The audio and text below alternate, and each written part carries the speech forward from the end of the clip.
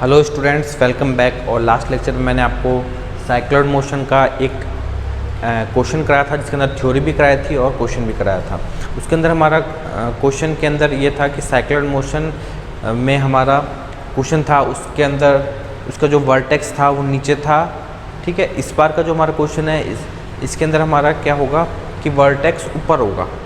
तो different type के question हो जाएंगे हमारे।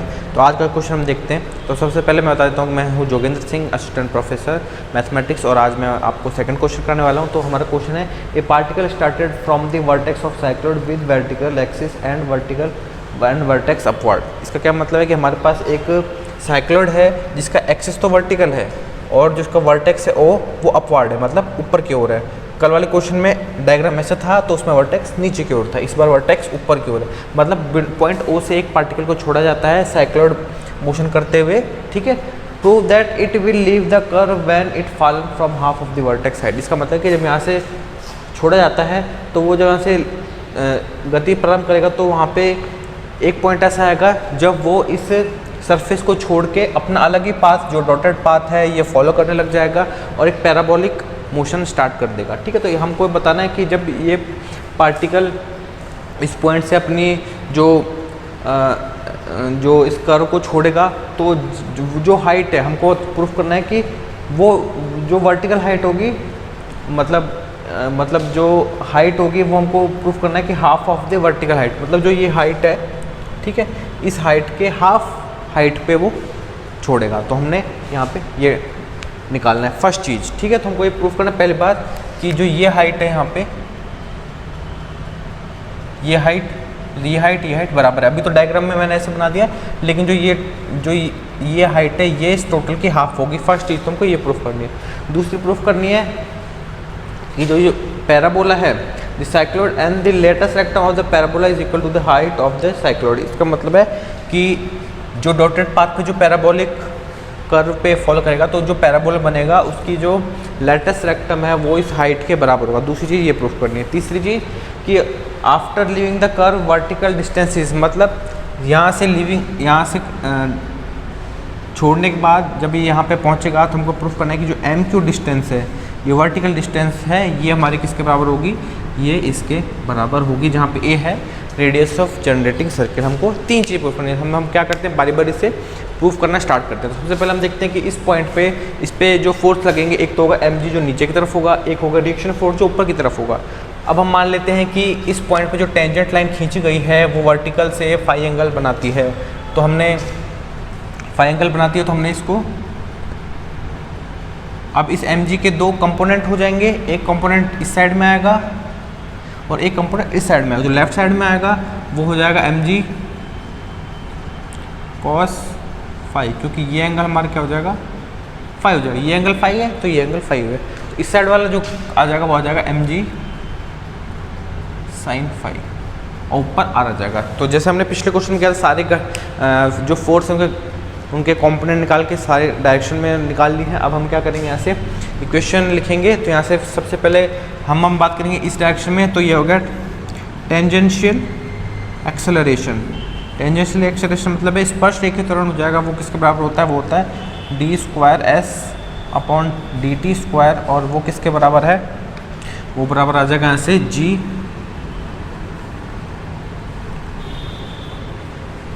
g sin फाई के बराबर आएगा। इसी प्रकार से हम नॉर्मल एक्सेलरेशन, नॉर्मल डायरेक्शन में जो एक्सेलरेशन होगा उसकी बात करते हैं।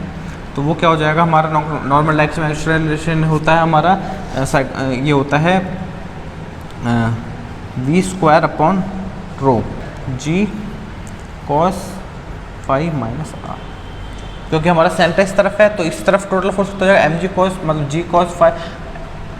cos phi minus r। ठीक है, तो यहाँ से ये हो जाएगा हमारे पास, क्योंकि टोटल फोर्स है तो इसे हम इसको m से डिवाइड कर देंगे। तो हमारे पास ये आगे नॉर्मल एक्सेलरेशन और ये वाला एक्सेलरेशन आ जाएगा। ठीक है,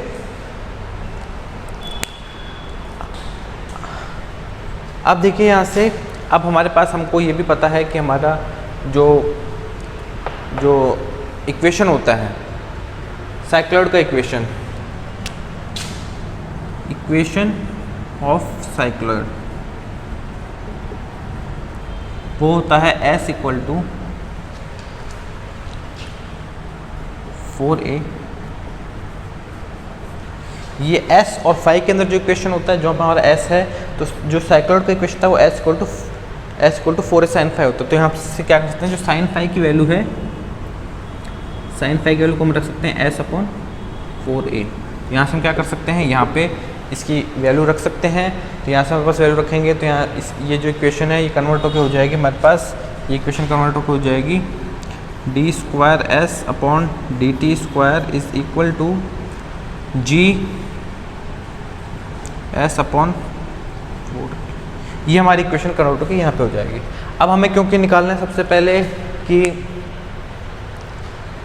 हम उस मोमेंट की बात करते हैं जिस मोमेंट पे हमारे पास ये पार्टिकल इस पॉइंट को छोड़ेगा, तो उस मोमेंट पे हम क्या करते हैं, वेलोसिटी निकालते हैं और उस मोमेंट पे हम आगे की वैल्यू निकालते हैं। तो उस मोमेंट में वेलोसिटी निकालने के लिए क्या करना पड़ेगा, जो हमारी इक्वेशन है, ये जो एक्सेलरेशन, इसको हम कैसे लिख सकते हैं, इसको लिख सकते हैं v dv upon ds is equal to G S upon 4a। इस प्रकार से लिख सकते हैं। अब यहाँ से हम इसको कैसे लिख सकते हैं, इसको ऐसे लिख सकते हैं, ऐसे इधर ले जाके ds इधर ले जाके इस प्रकार हो जाएगा। अब इसको इंटीग्रेट कर देंगे हम, तो ये हो जाएगा v square upon 2 is equal to g upon 4a s square upon 2 plus c1। ये हमारे पास इंटीग्रेशन के बाद आ गया। अब हम इसको कैसे लिख सकते हैं, इसको लिख सकते हैं v square equal to g upon 4a s square plus c।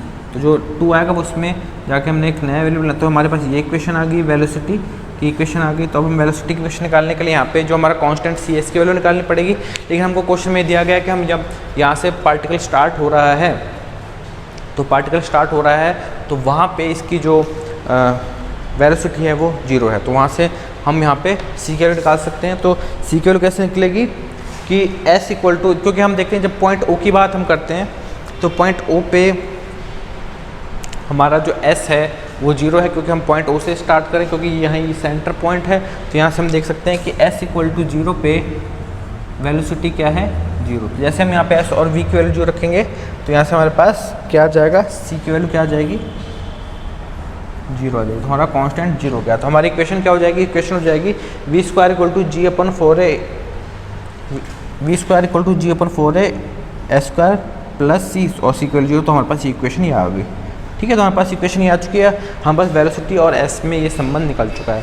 अब हमको निकालने के लिए क्या करना पड़ेगा, सबसे पहले कि टोटल हाइट निकालनी, कितनी हाइट पे छोड़ेगा।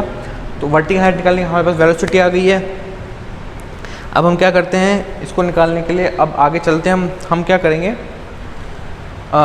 उस पॉइंट पे हम रिएक्शन फोर्स भी निकालने की कोशिश करेंगे। क्या रिएक्शन फोर्स होगा, तो हम यहाँ से देखते हैं कि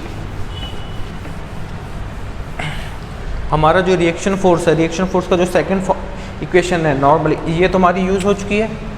अब हमारी ये इक्वेशन है, इसको यूज़ करके हमको निकालना है। ठीक है, तो यहाँ इक्वेशन है, यहाँ से हम देख सकते हैं कि जो रो होता है, रो इसकी वैल्यू होती है ds अपॉन d, ये हमारे पास ये होती है। तो यहाँ से देखिए s और phi में हमको रिलेशन पता है, तो यहाँ से ds अपॉन d phi की वैल्यू निकाल सकते हैं। ds अपॉन d phi की वैल्यू निकालने के लिए क्या करेंगे, इसको इंटीग्रेट कर देंगे। तो यहाँ से हो जाएगा rho equal to 4a cos phi, ये जाएगा रो की वैल्यू। तो हम क्या करते हैं, यहाँ पे वैल्यू रख सकते हैं। v स्क्वायर की वैल्यू अपने निकाली है ही अभी, v स्क्वायर की वैल्यू है g upon 4a into s square. तो यहाँ से हम रख सकते हैं। ठीक है, जैसे हम रखेंगे यहाँ से v स्क्वायर की वैल्यू क्या आ जाएगी, v स्क्वायर की वैल्यू हो जाएगी g upon 4a s square, और s की वैल्यू हमारे पास क्या है, ये। तो इसकी स्क्वायर करेंगे तो हो जाएगा 4a square sine square phi। ये वैल्यू हो गई है v स्क्वायर की, पूरी v स्क्वायर की, अपॉन रो, रो की वैल्यू है 4a cos phi equal to g cos phi minus r upon, ये हमारे पास इक्वेशन आ गई है। अब यहाँ से इसको सिंप्लीफाई करते हैं, इस 4a से ये 4a कैंसिल, इस 4a से ये दोनों कैंसिल हो जाएंगे। और ठीक है, तो यहाँ से r को लेके आएंगे तो r की वैल्यू निकल के आ जाएगी यहाँ से। इसको हम left hand side right hand side लेके जाएंगे तो r की वैल्यू निकल के आ जाएगी यहाँ से mg एम जी को कॉमन ले लेंगे यहाँ से, ठीक है। तो यहाँ से देखो m को जब इधर लेके आओगे आप तो, और g को इधर लेके आओगे तो g कॉमन आ जाएगा और m पूरा कॉमन आ जाएगा। तो यहाँ से वैल्यू आ जाएगी m cos five minus sine square five upon cos five, ये आ जाएगी cos five minus sine square five upon cos, ये हमारे पास r की वैल्यू आ गई। तो यहाँ तक अभी तक दो चीज़ हमने निकाल ली हैं। फर्स्ट की वेलोसिटी क्या होगी, ये हमारी फर्स्ट मेन इक्वेशन है, इसको यूज़ करना है। दूसरा हमारे पास ये सेकंड इक्वेशन है। अब हमें देखना है कि यहाँ से रिएक्शन फोर्स है, लेकिन देखिए जैसे इस पॉइंट के ऊपर ये करंट निकल जाएगा, सतह को छोड़ देगा, तो उस पॉइंट पे क्या हो जाएगा, आर की वैल्यू 0 हो जाएगी, ठीक है। फॉर लीविंग कर्व आर की वैल्यू क्या हो जाएगी 0। जैसे आर की वैल्यू 0 होगी, यहाँ से क्या हो जाएगा, यहाँ पे आर की वैल्यू 0 तो यहाँ से वैल्यू हो जाएगी cos square phi equal to sine square phi. इसका मतलब क्या हो जाएगा, tan square phi equal to 1। तो यहाँ से फाइव की वैल्यू क्या आ जाएगी, π/4। तो हमारे पास ये पता चलेगा कि जब एंगल इसका π/4 होगा, ठीक है, जब एंगल π/4 होगा उस केस में फाइव की वैल्यू जब π/4 होगी उस केस में हमारे पास क्या हो जाएगा, ये जो पार्टिकल है ये इस कर्व को छोड़ देगा। तो मतलब उस पॉइंट पे हम देखो अब वेलोसिटी भी निकाल सकते हैं। वेलोसिटी क्योंकि हमको पता है ये होती है, और इसको हम कैसे लिख सकते हैं। अब देखिए हम इस फाइव को यूज़ करते बहुत सारी चीज़ निकाल सकते हैं। सबसे पहले हम निकालेंगे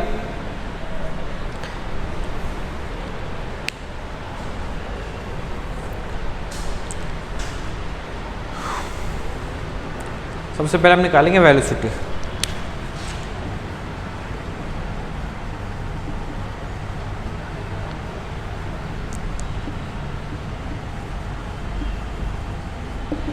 वेलोसिटी जब ये इसको छोड़ देगा तो हमें पता है कि जब वेलोसिटी इसको छोड़ देगा तो उस केस में फाइव की वैल्यू π/4 है। जैसे हम s के अंदर यहाँ पे π/4 रखेंगे, ठीक है, π/4 रखेंगे तो ये हो जाएगा हमारे पास s इक्वल टू, तो यहाँ से ये हो जाएगा v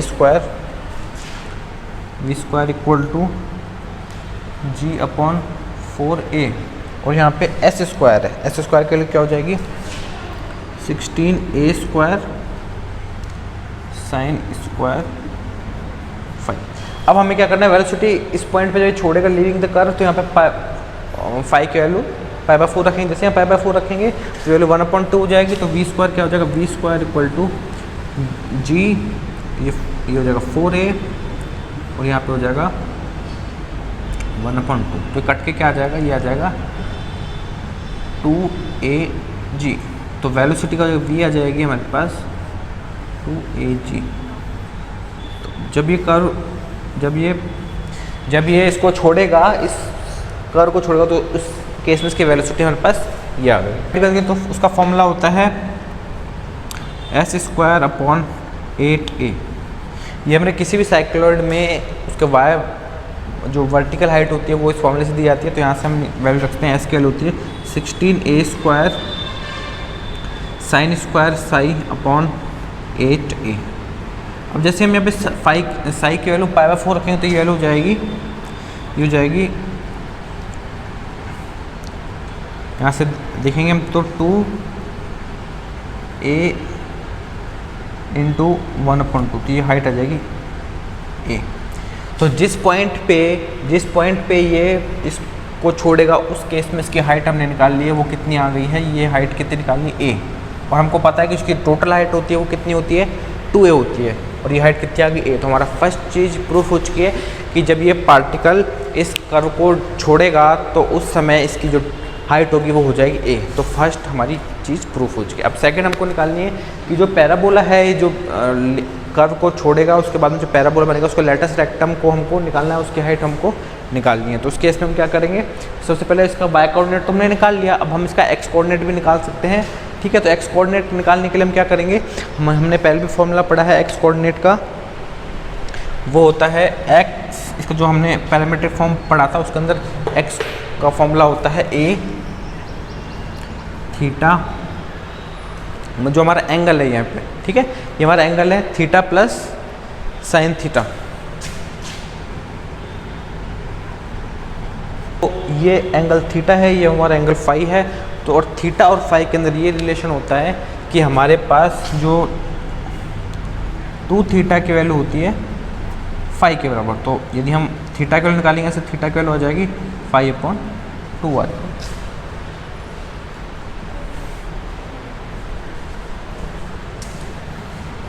हमारे पास थीटा हमको पता चल चुका है। अब हमारे पास जो थीटा की वैल्यू होती है वो होती है 2 फाई के बराबर। तो यहाँ से यदि हम थीटा की वैल्यू निकालेंगे तो 2 फाई हो जाएगा, और हमारे पास 2 इंटू फाई की वैल्यू है π/4, तो यहाँ से आ जाएगी वैल्यू π/2। तो यहाँ से थीटा की वैल्यू कितनी आ गई π/2। इसको हम यहाँ पुट करेंगे तो हो जाएगा a π/2 प्लस साइन π/2। तो ये वैल्यू आ जाएगी a 1 प्लस π/2। मतलब जब ये इसको छोड़ेगा तो उस टाइम में वर्टिकल हाइट तो उसकी a होगी, और हॉरिजॉन्टल हाइट कितनी हो जाएगी a। हॉरिजॉन्टल हाइट मतलब ये वाली हाइट कितनी, cm जो है वो हमारा हो जाएगा a 1 प्लस π/2। ठीक है, अब हम देखो लेटस सेक्टम कैसे निकालेंगे इसका।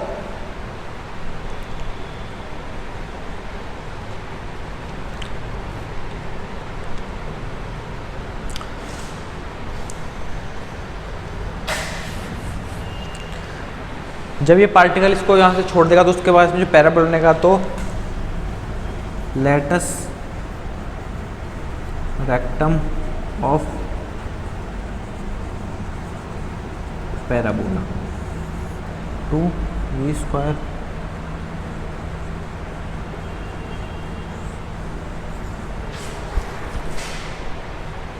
ये हमारा लेटस रेक्टम का फॉर्मूला है। यहाँ से अभी हमने, ठीक है, तो यहाँ से जो देखिए ये यहाँ कंफ्यूज नहीं होना, यहाँ पे v है हमारा जब ये उस पॉइंट पे छोड़ेगा। ठीक है, तो यहाँ से हम क्या करेंगे, यहाँ से हम वैल्यू रख देंगे 2v² की वैल्यू आ जाएगी 2ag। ठीक है, और cos² की वैल्यू आ जाएगी यहाँ से 1/2 और g। साई की वैल्यू π/4 रखेंगे तो यहाँ से कैलकुलेटर लेटस सेक्टम हमारा निकल के आ गया, और उसकी वैल्यू आ जाएगी 2a।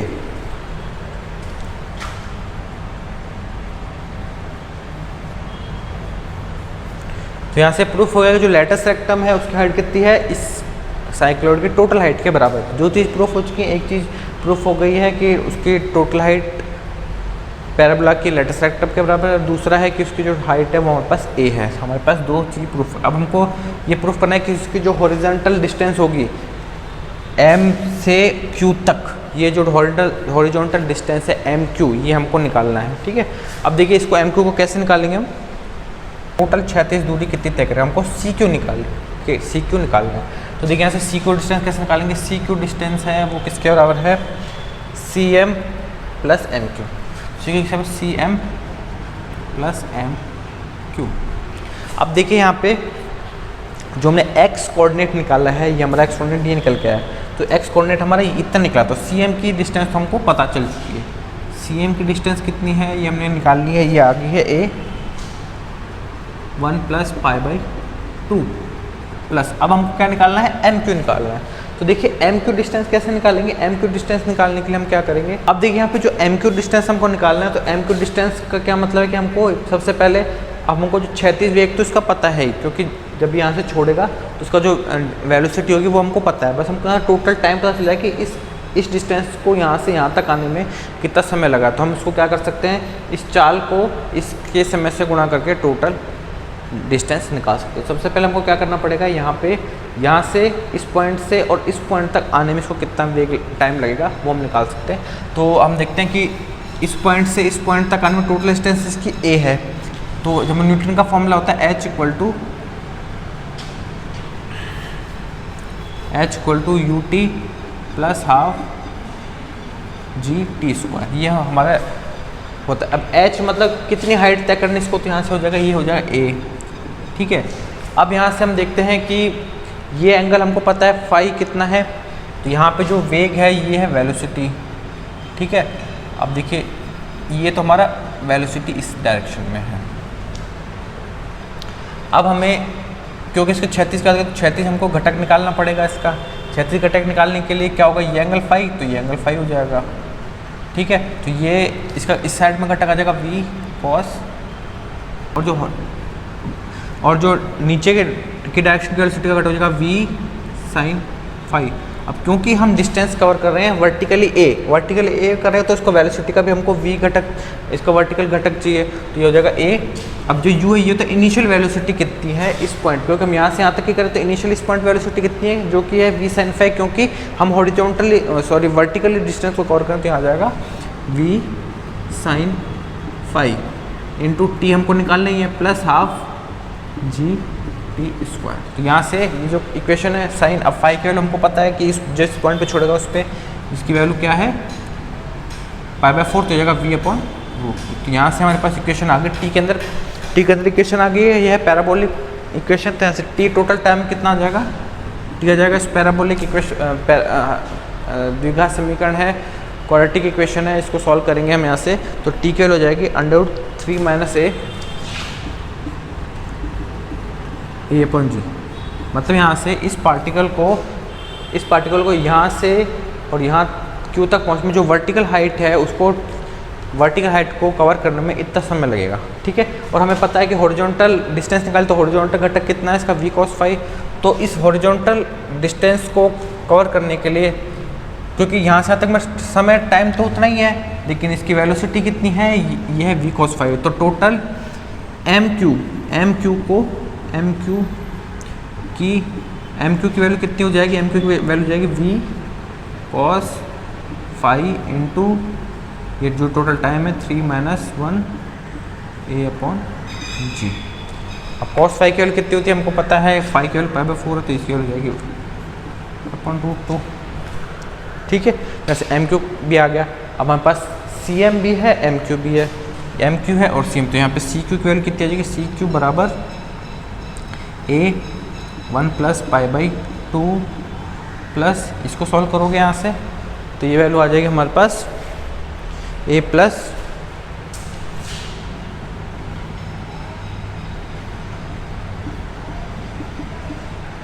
क्योंकि यहाँ पे जो v है ये हमको पता है, इस v की वैल्यू है √2h, इस v की वैल्यू √2h रखो तो हमारे पास c आ जाएगी सी क्यू। तो ये हमने, और इसकी वैल्यू सॉल्व करोगे तो हमारी फाइनल जो वैल्यू आ जाएगी तो वो निकाल लिया। ठीक है, तो यहाँ से हमारे पास तीनों चीज़ निकाल ली। सबसे पहले हमने निकाल लिया है कि जब ये यहाँ से यहाँ तक जो हाइट है ये हमने ए निकाल ली है। उसके बाद हमने क्या निकाला कि जो पैराबोलिक पाथ बनाया है उसका जो लेटस रेक्टम है वो किसके बराबर है, 2a के बराबर है। और तीसरा हम निकाला कि जो पैराबोला से जो हाइट कवर करेगा तो टोटल जो सी क्यू है वो निकाल ली, क्योंकि सी क्यू किससे मिली है, सी एम से। सी एम हमने निकाला है यहाँ पे ये वैल्यू, प्लस एम क्यू निकालने के लिए हम क्या किया कि यहाँ से स्टार्ट करके हमने सबसे पहले देखा कि यहाँ से यहाँ तक आने में इसको कितना समय लगा है। तो वर्टिकली हमने देखा कि वर्टिकल हाइट कितनी कवर करनी पड़ेगी इसको ए, तो यहाँ से न्यूटन की गति से हमने ये निकाल लिया, यहाँ से टोटल टाइम आ गया। और वर्टिकल डिस्टेंस कवर करने में इसको जो समय लगेगा वो हो जाएगा एम क्यू। और यहाँ से एम क्यू कैसे निकलेगा, total velocity into total time.